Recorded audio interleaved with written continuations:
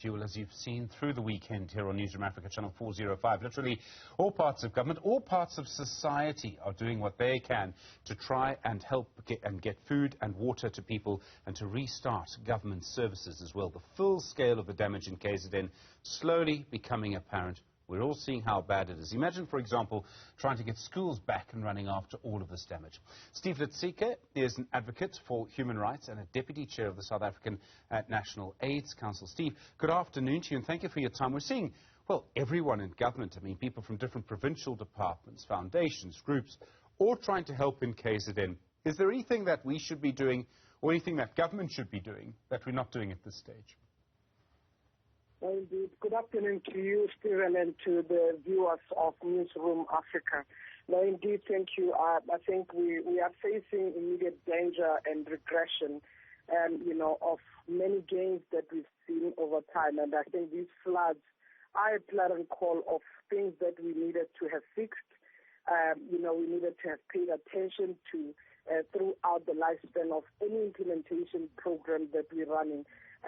But of course, there was a swift response by government and many people, many stakeholders to really respond to the immediate disaster that we're dealing with.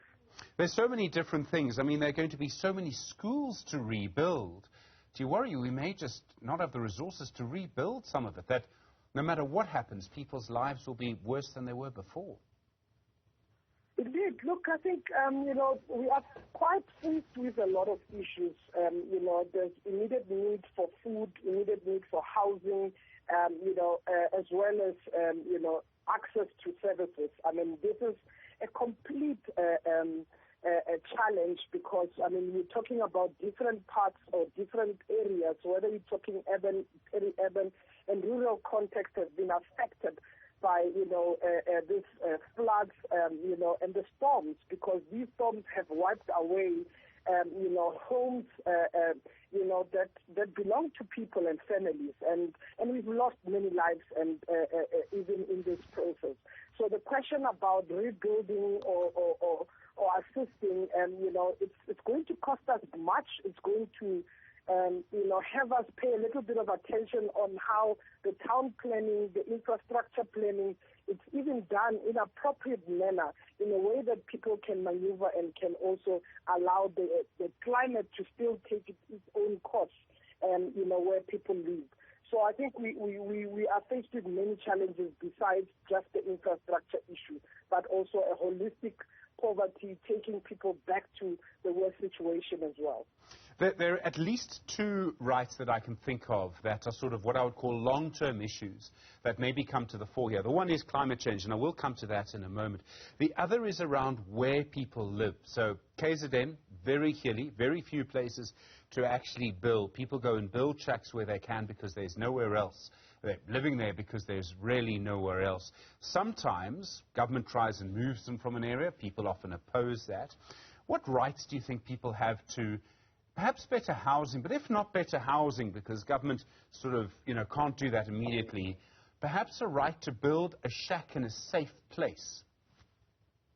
Well, look, I think the right to housing is there, and it's the right to even shelter for that matter. One situation we have to even accept and acknowledge. South Africa is not a flat country.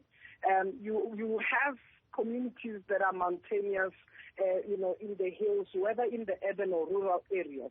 We're going to have to look at whether the planning that is taken into consideration does take the context of the landscape of a community or of an area. Now, when you look at places like in KwaZulu-Natal, where you are not going to expect, you're going to have to maneuver places and communities that really does differ because of the landscape area. So I think we have to then take into consideration that. But this is where municipalities come to plan. This is where local government come to plan in terms of whether, the fact that people are moving, whether with shacks, whether with RDP houses and so forth, into the areas where they can have land. land. They can have places they call home, because anyway, South Africa is belonging to people who live in it. So the point here is around whether we've opened it up into part of the planning and the budgeting cycles that we've had in the financial years. So I think the challenge has always been the fact that we take into consideration residential areas that are outside the idea of, town planning that municipality always takes into consideration. But when you look at the disaster that has happened, the disaster didn't only affect those who live only in shacks. I mean, the areas of Mhlanga and all of that, these are urbanized areas that also have had town planning, some kind of experts who played into engineering, thinking, architects and all of that. So have we taken into consideration, the drilling of the town or the areas, and when disaster happens, when floods happen, will it take buildings away? Will it take homes away? So it's those kind of things that we have to put into consideration. And in the poorest communities, many of the houses are mud houses, shack houses. When there's much wind or water coming in, like floods that we've had, it takes them away. So the point is, are we catering in a swift or in a faster approach, and also our communities that are able to afford, able to contribute as well in terms of that? We have had a serious issue of unemployment. If people have got enough resources to cater, they probably would not be living in a mud house. Steve Letsike, I really appreciate the time. Thank you. Advocate for Human Rights, Deputy Chair of the South African National AIDS Council.